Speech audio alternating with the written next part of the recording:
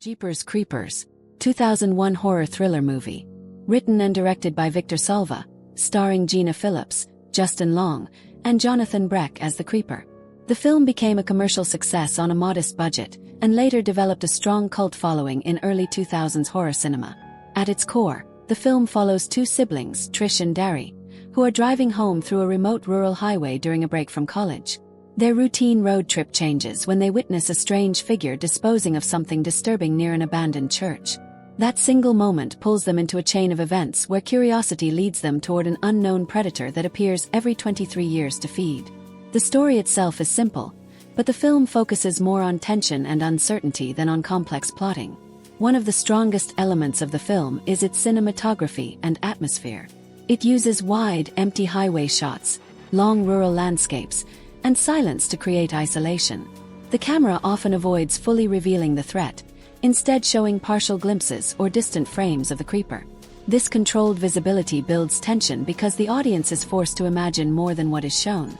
The horror is not driven by action but by anticipation. The performances also add to the grounded feeling of the film. Justin Long plays Darry with a natural escalation of fear that feels believable rather than exaggerated. Gina Phillips plays Trish as more cautious and practical, often reacting with logic and concern, which balances the emotional tone between the two characters. Their sibling dynamic feels realistic, which helps make the situation more relatable and tense. The Creeper itself, played physically by Jonathan Breck, is effective because of restraint.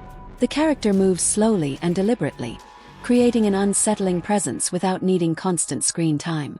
The design works best when the creature is not fully explained, which keeps a sense of mystery and discomfort alive in the early part of the film. Structurally, the film is divided into two tonal halves. The first half is focused on mystery, suspense, and slow-building tension, which is where the film is at its strongest. The second half begins to explain more about the creature and its nature, and while this adds lore, it slightly reduces the fear factor because the unknown becomes more defined. In horror, explanation often weakens mystery, and that effect is noticeable here. Thematically, the film explores curiosity, isolation, and the danger of seeking answers in the wrong situations.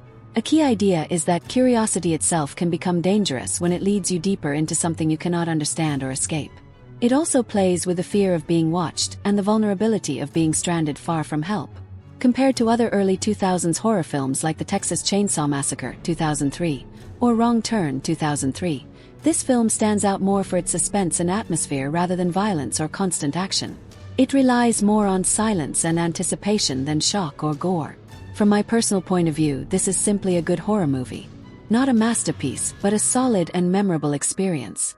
The first half is genuinely strong because of its tension and mystery, but the film loses some impact once it starts explaining too much about the creature. For me, it works best when it stays unknown. Overall rating: 7 out of 10, just good.